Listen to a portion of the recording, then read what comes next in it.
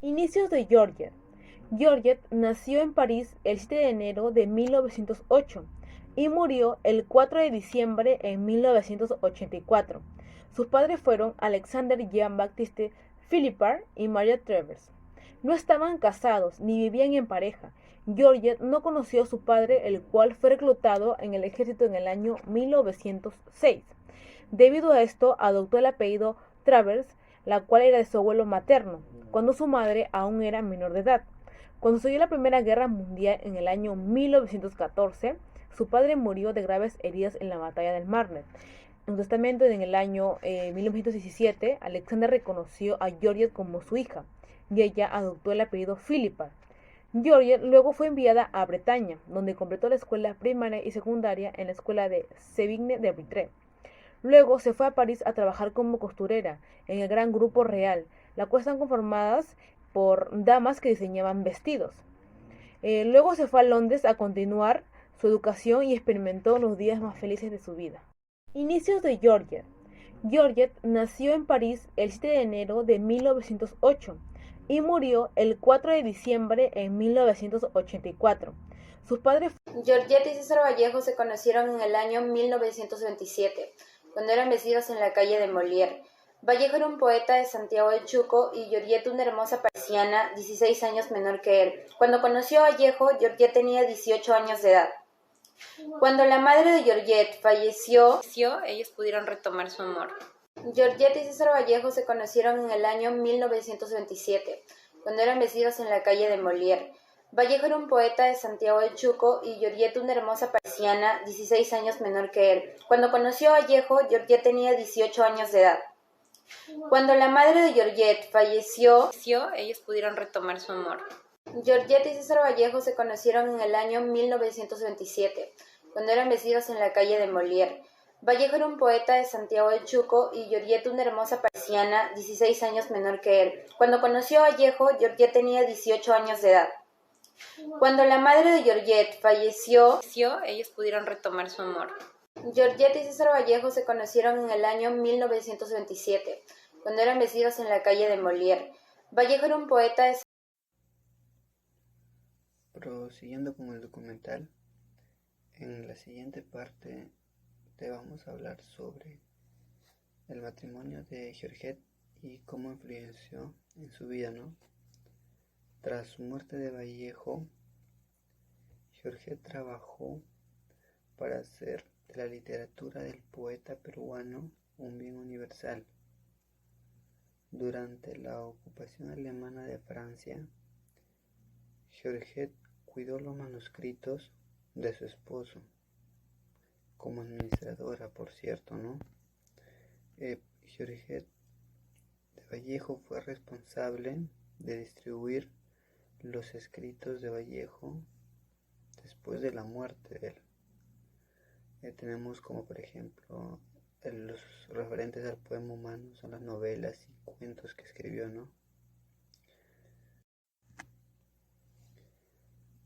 Incluyendo cuentos tan célebres, ¿no? Como el Tungsteno y la Fabla Salvaje, obras completas de poesía como Los Heraldos Negros y también Trilce, como poemas principales contra el secreto profesional y el arte, ¿no? Y la revolución, teatro completo y obra completa de la poesía son las obras que supervisó Georgette. Georgette Philippard nos ha contado la manera curiosa y en sus propias palabras casi ridícula manera de la que conoció a César Abraham Vallejo, pensando que que en su momento fue su vecino, un hombre sordomudo. Al final lograron captar su atención. A lo largo de su vida, Georgette nos ha relatado que su relación con César Vallejo no era tan cercana, en el sentido de que César Vallejo era considerado un hombre hermético. Aún en la comodidad de su hogar, no mostraba abiertamente sus sentimientos y afecto hacia ella, pero eso no significaba de que no le tuviera cariño. Ella, después de observar sus escritos y poemas que ha dejado, que varios estaban inspirados en ella, y su arrepentimiento por no expresar apasionadamente su cariño. Por eso Georgette Philippard lo tiene a César Vallejo en tan alta estima y cariño. Bueno, siguiendo con el documental, les hablaré sobre los temas más importantes y facetas en las cuales Georgette realizó cuando quedó viuda. Vallejo murió en París el Viernes Santo a la edad de 46 años. Georgette cede su lugar en la tumba familiar en Montmartre en 1939. Un año después de su muerte, editó y publicó la obra poética de su marido Poemas Humanos, con la mano, obviamente, de Raúl Porras Barrenechea.